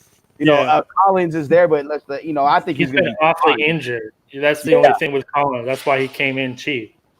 So I think that would be because I think linebacker would be all right. I think secondary, they remade their secondary, maybe another safety opposite of Abram. I think that you could go there, but D tackle to me is the most glaring need on that team. I like what they did in the draft with the receivers. Look, Ruggs is going to get the flash. Bowden Jr. is going to be the Joker, but dude, I'm telling you guys, Brian Edwards, May 27th. Write that name down in pen. That guy's going to be an impact player for the Raiders. He's a fucking stud. Yeah. Yeah. I'm excited about that receiver room. What do you think, Rooz? Where do you see the? I think the biggest glaring hole on this team right now is edge rusher. Yeah. Ferrell's more of a base 10 power player. Crosby's he's a really good player. And Crosby's defense, he had 10 sacks, came out of nowhere. 4 were in one game, but they're still sacks. They still count. Right. He forced a fumble in that game too. And, he's an ascending player, and he didn't get on the field till about midway, week 6 or 7. Yeah. He really, did he put in a lot of work in a short, condensed period of time. But I really think edge rusher, we don't have that dynamic, twitchy guy. That speed rush. Yeah, I mean, we got Arden Key, but he was injured last year. I don't know if he fits in with what Marinelli wants. Where would you put him though? I mean, you have Carl Nassib, you have Crosby, you have Key, you have Ferrell. Like you want that twitchy guy. People are talking about that third down specialist. Right. Okay. See, and look, I want to make this clear. I'm not shitting on Max Crosby. In fact, I love what he brings, the motor and the energy. And I'm gonna give him, and you got to give him credit. In the NFL, it's almost impossible to gain weight and to put on pounds during the season and be productive. And he did. And that's a testament to him. And I'm not shitting on him because he's, 10 sacks before he came against the Bengals. I'm just telling you what I see. And I think he's gonna be just fine. But at the same time, I don't want to see the Raiders go get, you're not going to, there wasn't a Julius Peppers or there wasn't those types of guys that were available or out there. So everybody would love to have that edgy, lengthy, freakish edge rusher. But the reality is there's not too many of them. And that's why they always get picked in the first 3-4 picks. Yeah. But I mean, Chason, that would have been interesting. Yeah, I like Chason a lot. I guess he was a little raw, but So here's a name. Here's a name that's out there. There's 2 names that are out there. I know where you're going with this. No, this one you don't. Danielle Hunter of the Minnesota Vikings. He's available, and he's a scheme fit because he played for Zimmer, and Gunther is a Zimmer disciple. What do you guys think about that? No, maybe? I think it's Everson Griffin. It's Everson Griffin. Danielle Hunter signed a big deal. Yeah. Sorry. I'd be all about Griffin, and he had his mental health issues that I guess it was a couple of years back now. But I mean, shoot, he's a hell of a player, and if the Raiders wanted to cut Gabe Jackson and pick him up, I'd be all for that, I think. But Maybe I don't know. I don't know what kind of money he's asking for. I don't want any part of Jadeveon Clowney. That much I know. I would agree with that. Look. Everson Griffin did a great job of changing his body once he started using PRP. Mm-hmm. He started getting that all over the place. He shed a bunch of pounds. I know where he trains at in the offseason. My friend is his trainer in the offseason. So I know what Everson has done, and I've covered him when he was at USC. He would be, I think, 3 for 15 would be about right for him.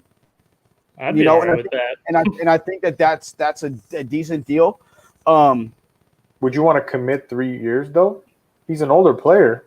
You make the 1 year a little more than the other 2 on the back end. You can get rid of them if need be. It's all about creatively putting the contract together. Yeah. But I think if that were his numbers, he'd be signed right now. Well, I think Cleveland was offering somewhere around there, right around the draft, and somehow things just didn't work out. Well, I just saw somewhere today that right now Cleveland has the highest offer for Jadeveon. Yeah, he don't want to go there. Yeah, he doesn't want to. Yeah, he don't want to go there. And look, and here's the thing: if you compare Clowney to Griffin, Griffin's a better player than Clowney. He's more disruptive. Yeah. Griffin is a better scheme fit for our defense. And a better player, like across the board. Look, Clowney's never posted double-digit sacks. Yeah. Okay, he's always injured. And the other thing is this: he's not a great pass rusher. He's a great run defender. Yeah. People don't talk about that. So they see the big hit against South Carolina. He's a highlight. Yeah, against Michigan. South Carolina playing Michigan in the Outback Bowl. Like, oh my God, dude's never been healthy since. He made a whole reputation off of that one play, bro. Right. A lot of players do, though. A lot of players do. But and I think what's interesting going back to the defensive line is that it's been harped about competition in the different position groups, and I just don't think there's a lot of competition in that defensive line room. It's kind of you have your set guys, and there's really not a lot behind them. And that's I think if you bring in a guy, and Everson Griffin's got a big personality, so he's an alpha. Yeah, it might be good for the team. That's what we need. I think. Right. I just don't know what the situation is like, what the money is, what is. Well, Chris would know that's when I originally brought Chris to the franchise is because I was saying, hey, what's the Raiders cap number? Oh, they got 18.7 million locked up. Well, right now they have 8 available. There you go. Sign them up. But you can restructure deals to make that go up. Yeah, no doubt. And I don't know how much he's asking. It's kind of odd that he hasn't been signed, because he is still a productive player. He's a really good player. And like I said, he's a perfect scheme fit. He fits in that Gunther Zimmer defense. I thought Rooz was going to say, what about Deion Jordan? Well, that's another one. I don't get that one. I said there's 2 names. I didn't know where you were going with it. Yeah, but I had to. Alden Smith got, Alden Smith got scooped up. Why is Deion Jordan still available? That's a great question. I don't know. Because when he came in, he, like you said, he didn't put up huge numbers, but if you watch the game, you saw he was disruptive. And he can be inside, outside. You can use him all over the place and run games with him. Like that's a valuable piece. He's twitchy as hell. Yeah, that's what I was just about to say. He's a twitchy, dynamic athlete. Not a small guy. He's like 6'6", 265 or something like that. He's a big guy. He's long. Yeah, he's got good reach. Yeah. So maybe they're waiting for all COVID crap to end so they can get him in the building. I think that's really what's hurting guys like him. Yeah. And Griffin too. Griffin was coming off an injury last year as well. So there's guys out there that people wonder why they're not signed yet. I think that maybe be in play with Clowney. Yeah. Walking. So you want your building, your facility. And I think in Clowney's case, he wants to go somewhere where they're a winning team. Right. He wants to win. He had that taste for the first time, really like with Seattle and what it's like to have that type of culture around you. It's Houston, but it's a little bit different. So to go to Seattle and have that type of culture and that type of like being around Pete. And look, I've been around Pete and Pete want to run through a wall. Like I'd run through Jaleesa's kid's window right now for Pete Carroll. That's how much, people get you going. So at the end of the day, it's kind of like I think people want to see what they can get with Clowney when he's inside the building. But I think it's wait and see. Look, I'll say this: the Raiders are going to have a lot of money next offseason, presumably. A lot. Right?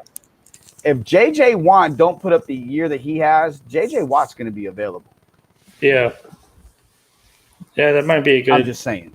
He's got a lot of mileage on him, though, man. Yeah. But that is a total Gruden guy. It is.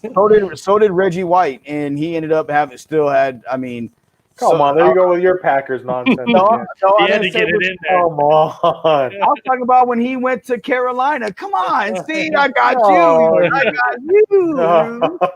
Oh, like when Bruce Smith went to Washington Redskins? No, Bruce Smith was washed, and Bruce Smith. There are certain players. I'm going to shit on Bruce Smith. Oh, he's all-time sack leader, bro. Look how long he played. I could be the all-time sack if I played 20 The only years. thing you're sacking is some potatoes, bro. Come on. Nah, something else, but still.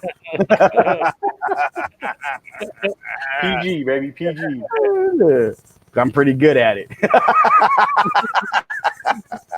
No, but I'm just saying, like Bruce Smith, he never.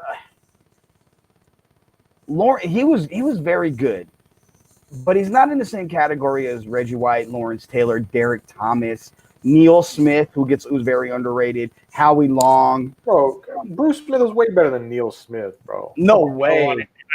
Come on, bro. Come on. You only say that because he was a Chief. No, bro, you can't hate on Bruce Smith. He has 200 sacks. Yeah. You can't hate on that guy, bro. There's nothing you can say about Bruce Smith. Michael Strahan has the sack record in a season, and it's your best Your friend. boy helped him out. Yeah, your boy gave it up. So what? Shit, he helped him get some money. He probably got paid on the back end like he did with the state of Mississippi. Probably. Probably. Probably not wrong there. No good, man. No good. So I think edge rusher is still a big need. I think that's the biggest. That's the most glaring hole on the roster. I think they're putting a lot of faith in the group that we have. So I'm a little Especially worried. when you have a team like the Chiefs in your division, and the key to beating them is obviously getting to the quarterback. Like you need guys that can, get Patrick Mahomes down. I mean, even under duress, he can back up 15 yards and, throw the damn length of field. Yeah, you can throw it on his back foot. Right. So I agree, man. I just, it'll be interesting to see what they do. Yep. I'm wearing I didn't mean the franchise colors to match the Chiefs colors. I'm sorry. Yeah. I don't see any mustard on those colors, so you're all right. I don't spill. the ketchup, mustard, and man. Oh, my bad. But here you go. Here's the gold. Oh man, that's terrible. So looking back at the schedule, I know the season's a little bit of ways, but it'll be here before we know it. I know we went over the schedule before. Coming through. But what's the one game you guys not the game that you're looking forward to the most, but the game that intrigues you the most? What game on the schedule you look at, you're like, that's going to be an interesting game? Go ahead, Chris. I'm gonna go Buffalo. It's kind of one of those games that Buffalo's kind of like an emerging team. I really like what they've done. They've built their team the right way, and I think it's going to be at home. It's week 4. That first 5 weeks is going to be a tough stretch for the Raiders. If you can beat Buffalo at home, that's going to be kind of a statement game, because I'm really looking. You look at the first 5 weeks. It's at Carolina, home to the Saints, at New England, home Buffalo, at KC.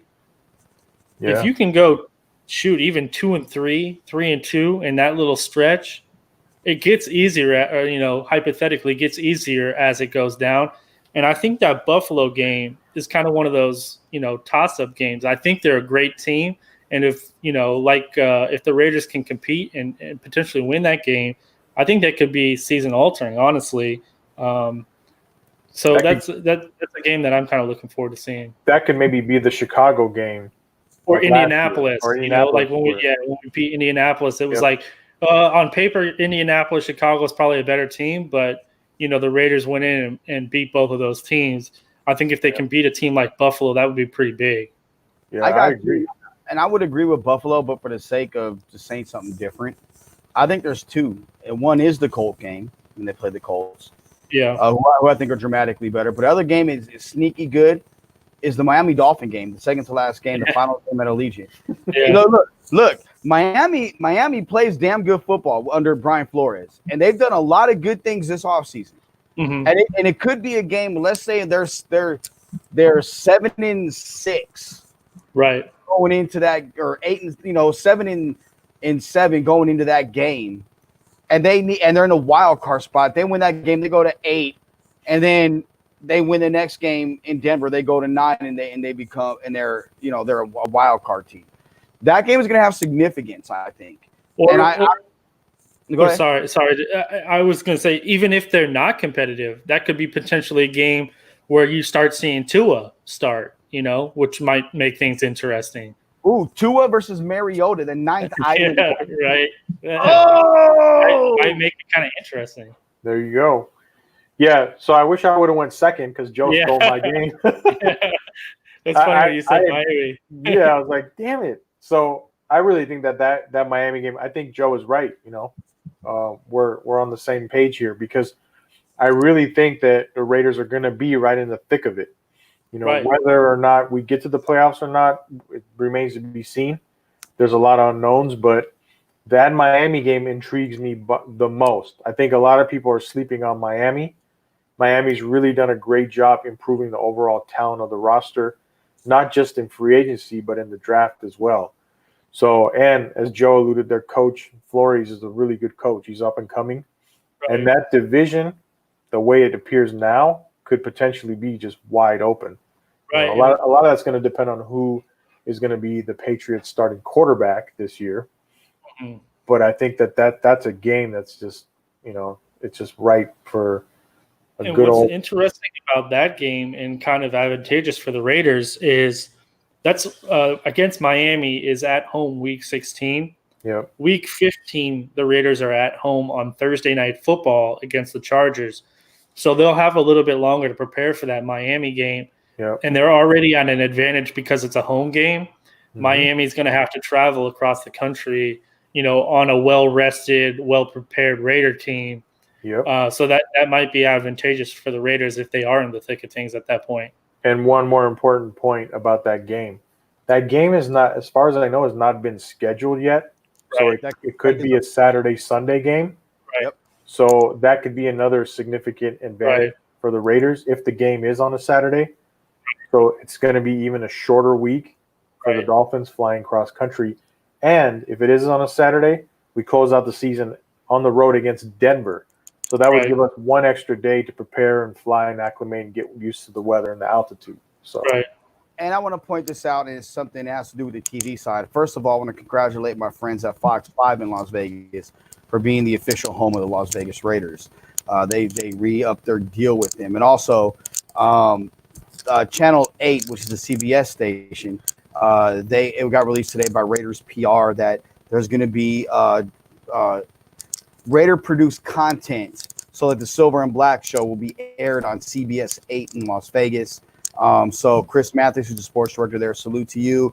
And also my guy over at Fox 5, Kevin, who's one of my close friends out there, and Vince, salute to you guys. I used to do some stuff with them over there. So those are some big deals. Correct me if I'm wrong, but that Fox affiliation, that's going to be to carry their preseason games. That's their preseason. And the majority of the regular season games are on CBS, right? That is correct, but also gonna at 1:00 every Monday will be the Raiders. They'll host Gruden's press conference live. It's every Monday on CBS or Fox. On Fox.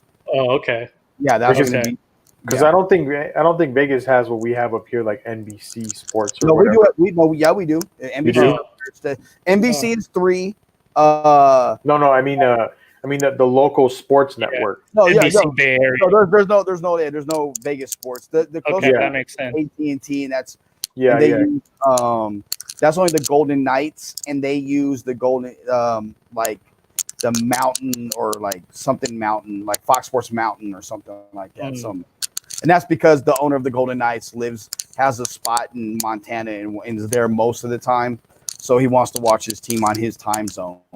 and Reed doesn't have to get like DirecTV or some shit. He wants to be cheap, so whatever. Interesting. Yeah, but hey, Rich put out a good question, and I know we're running a little long, but can someone address what happens if the Raiders go 1-4 to start the season? Is Carr benched? I think it's honestly going to depend on how it looks. Are they competitive in those games? Is he playing well? Is it a defensive lapse type thing? I think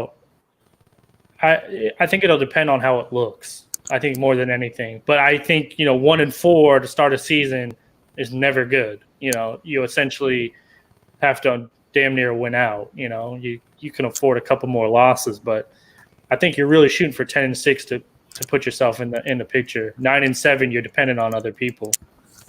So I got a request for all of Raider Nation. I want you guys to all get this in your heads. Derek Carr will be the quarterback of the Raiders for the foreseeable future until he's not. Right. That's it. Don't expect Mariota. Mariota's not just going to come in off of the bench and just all of a sudden lead us to the promised land. Just be realistic, guys. Gruden's playbook is very verbose. It's got the most ridiculous play call names and the length.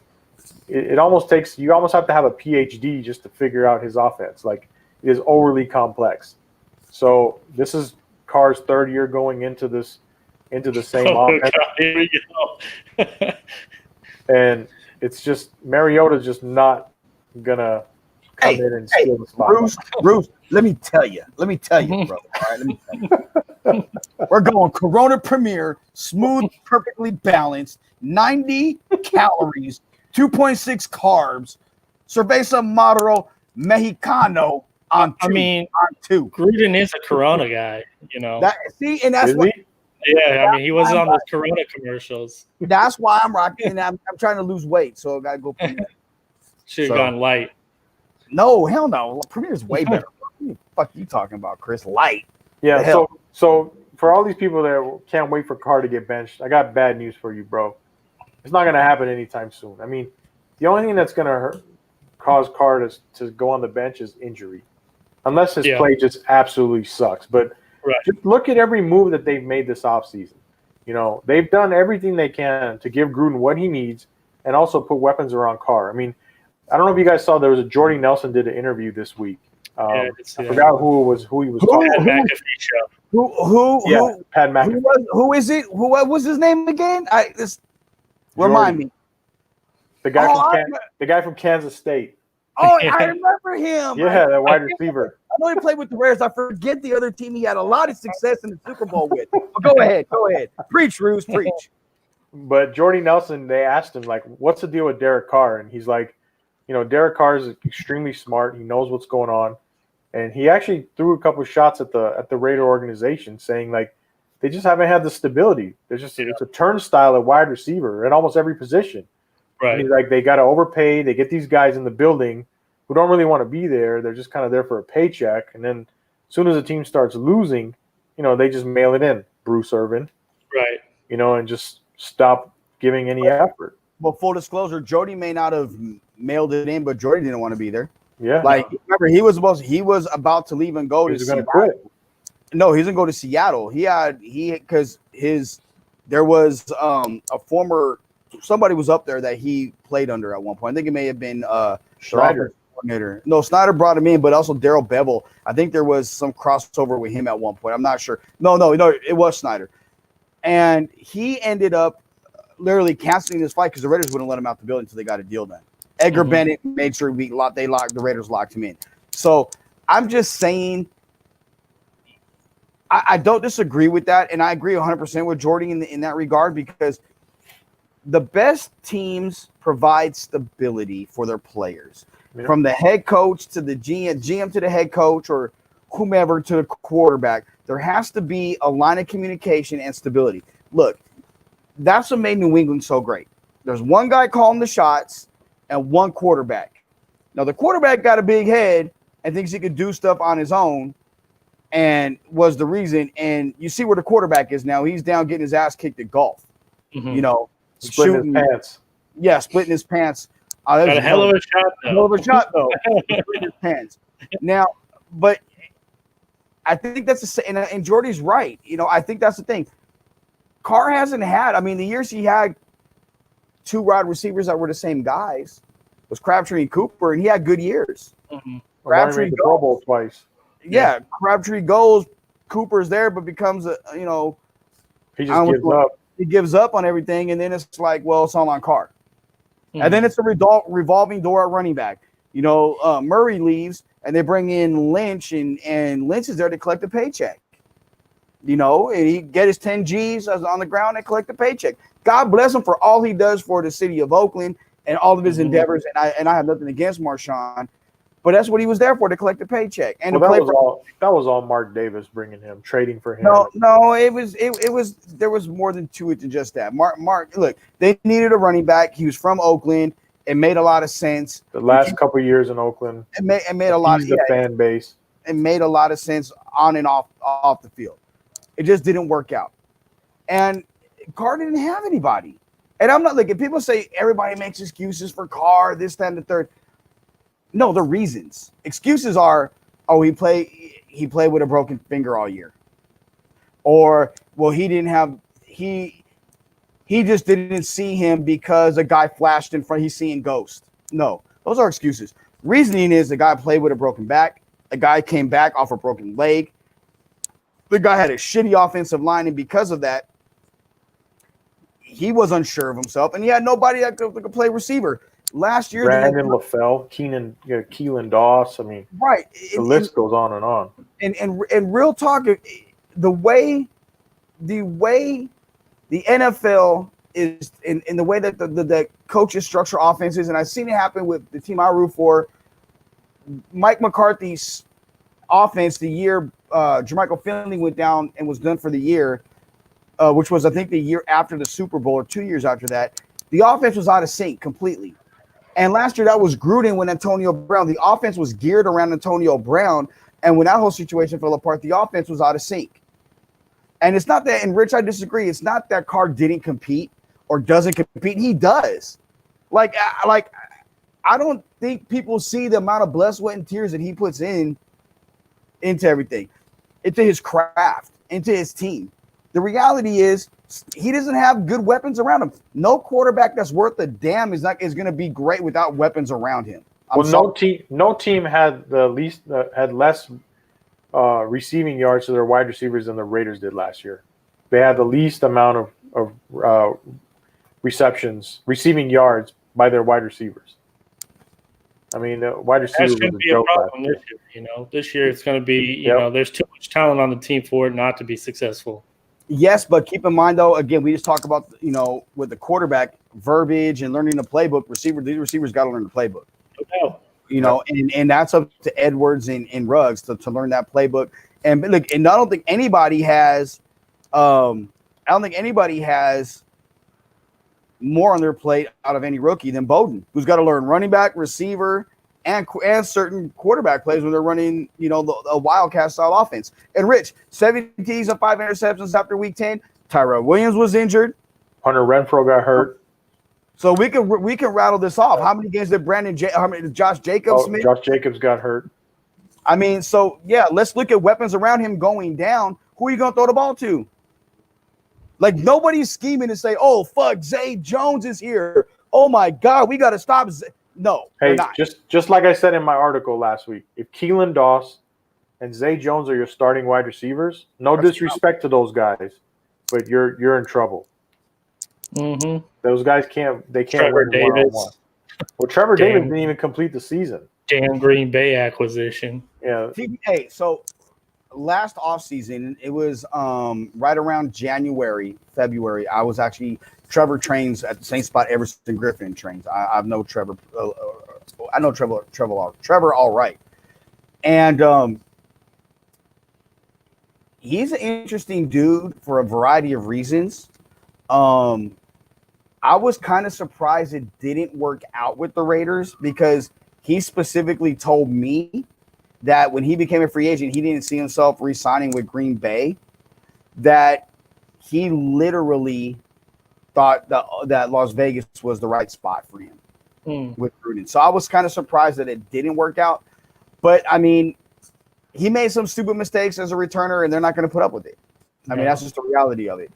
So I'm not a pro football focused guy. Rich says the Raiders were 4th in the league in separation. Based on who? Who posted that? Yeah, and source.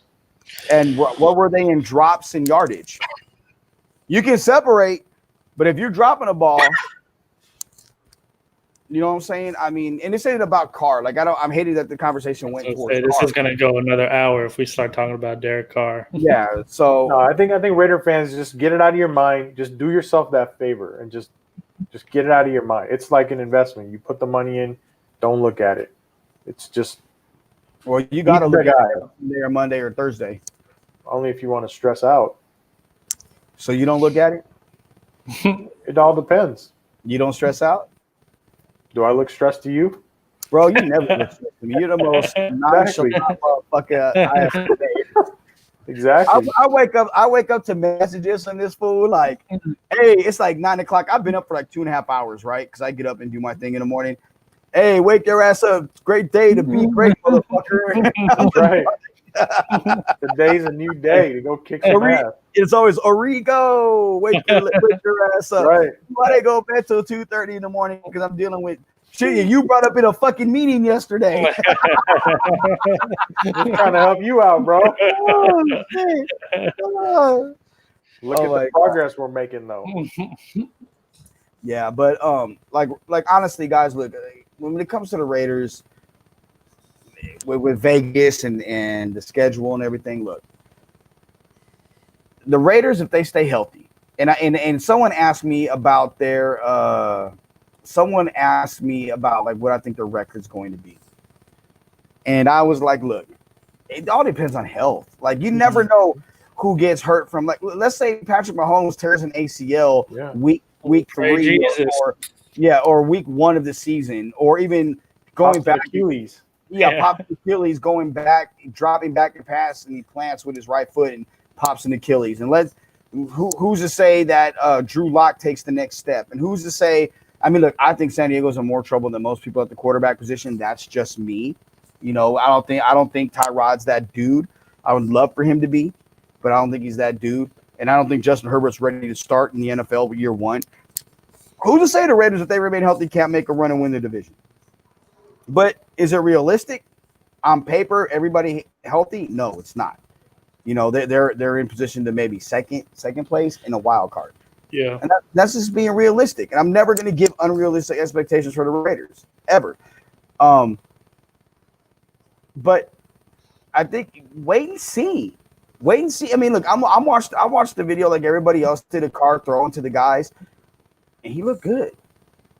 The ball was coming out quick, different zip on it. I know where they're working out at, and I'm glad that nobody's gone down there to bother them. And it's one of those things where it's like, I actually believe in the guy. And I don't know if it's because I'm an optimistic person by nature and because I'm always fucking pumped and try to be in the best of moods, and except when Rooz like knows when I'm not, because he reads text, like knows if it's a one-word text, it's a problem. But it's I believe in the dude, and I think, you know, for any organization to truly move forward, you have to believe in your trigger man. You have to, no matter what. Yeah, I think no doubt. People just have to exercise some patience. We're all pissed. We're Raider fans. We're frustrated. We want to see the team win. Like, we're due. It's our turn, but you know, the circumstances weren't right.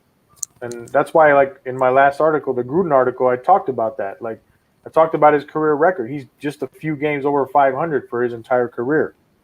There are no more excuses.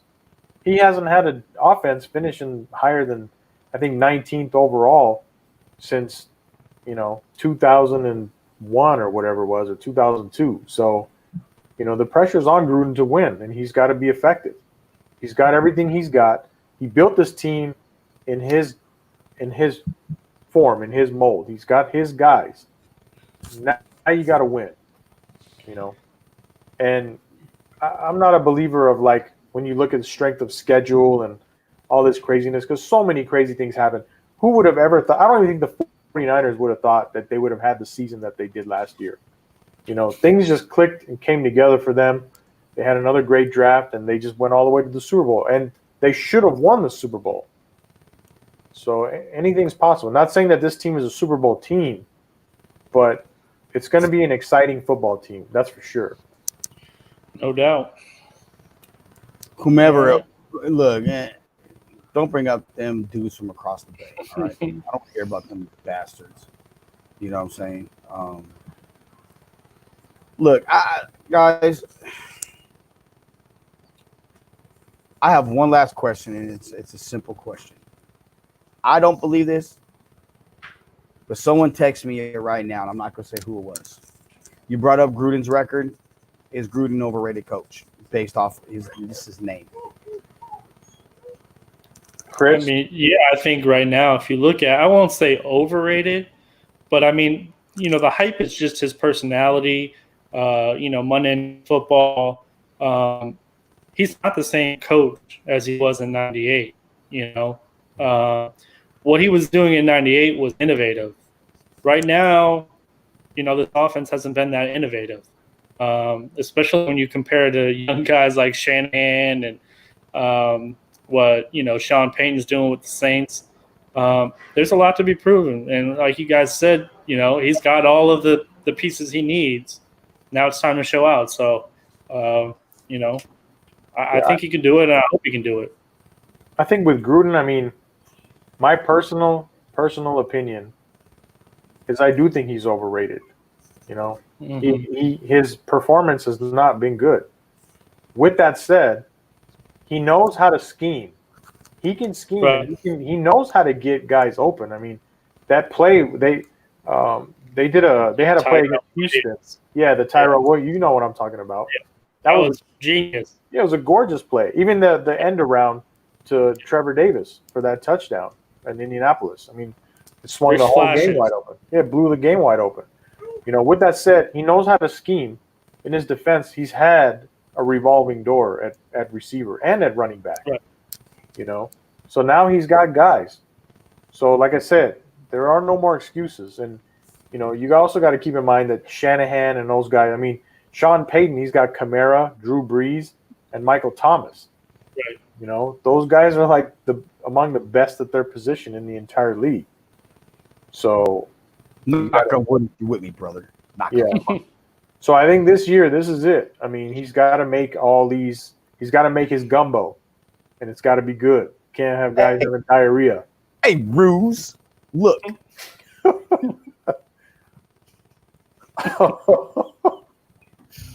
Look here, Rooz. Well, Rooz, as they call you.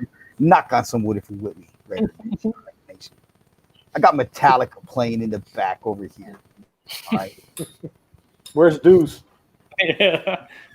He's too short to put on the camera. He's dropping a deuce right now, brother. All right, so just relax. Okay. So does that make him Trey? He's in there getting everybody right. You know. All right. So look here, Rooz. I'm not overrated.